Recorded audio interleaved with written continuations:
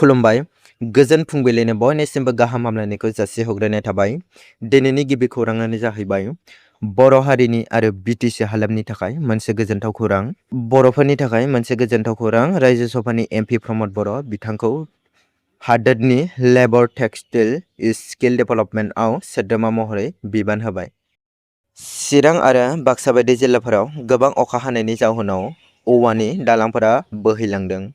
ओनसोलनि बिबानगिरिफोरनि थिननायाव multi agency हान्जाफोरा दा सांग्राङै नावफोर आरो सेन्सरफोरखौ जगायबाय। बर' हारिनि थाखाय मोनसे गोजोनथाव खौरां। बर' हारिनि बागुरुम्बा मोसानाया मुलुगनाङैनो अनसायजानाय मोननो हादों। बर' हारिनि बागुरुम्बा मोसानाया बिबिसिनि 2026नि बयनिख्रुइबो गोसो बोनो हानाय साबसिन सावगारिफोरनि फारिलाइयाव जायगा आवग्रिनो हादों।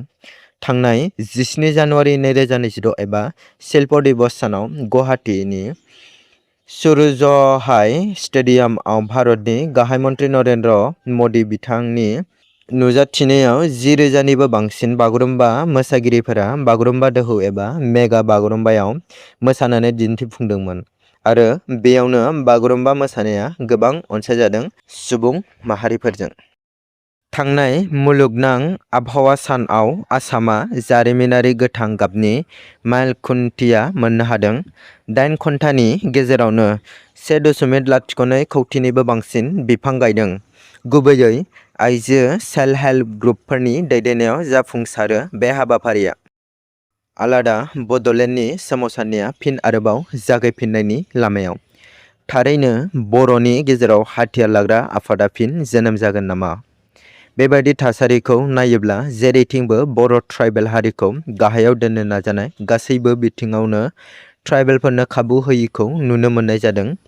थांनाय बावैसो सिगाङावबो आसाम एसेमब्लिनि बारग' बुंथिगिरि बिस्वजित दैमारि बिथांखौ नंखाय बानसावनाय, ट्राइबेल बुंनानै मन्त्रि मासिखौ खोमानो थाखाय फाव फान्दायनाय गोबां असमिया मेडियानि गेजेरजों नुनो मोन्दोंमोन। सासे आइजोनि गोमानाय खौरां। खौरांनिफ्राय मिथिनाय बादिब्ला हाबा जानाय सानै गथ'नि बिमा कल्याणी बर'आ गोमानानै दं। अदालगुरि गोबसासुबा गामिनि फिसाय पवन बर'नि बिसि कल्याणी बर'आ थांनाय जुन दाननि 3 खालार बुधबार सान खालिनिफ्राय गावनि सानै गथ'खौ गालांनानै न'निफ्राय गोमानानै दं। बेनिखायनो सोरबाफोर बबेयावबा नुसनबायोब्ला खौरां हरनो खावलायदों नखरनि सुबुंआ। रायजोआव रां बाजेट जथुम्माया 6 जुलाइनिफ्राय जागायगोन। बेनिखायनो रेशन कार्ड मुलाम्फागिरिफोरा 1 आगस्टनिफ्रायसो मोनफिनगोन दालि, सिनि आरो संख्रिखौ। मिथिनाय बादिब्ला बाजेटनि आंखालनि थाखाय बन्द खालामथ'दोंमोन सरकारा बे मुलाम्फाखौ। मिथिनाय बादिब्ला पुतुलि बसुमतारीआ गावनि आंगो फिसायखौ गारना थांनाय 6 मार्च 2026निफ्रायनो बबेयावबा खारखोमानानै दं।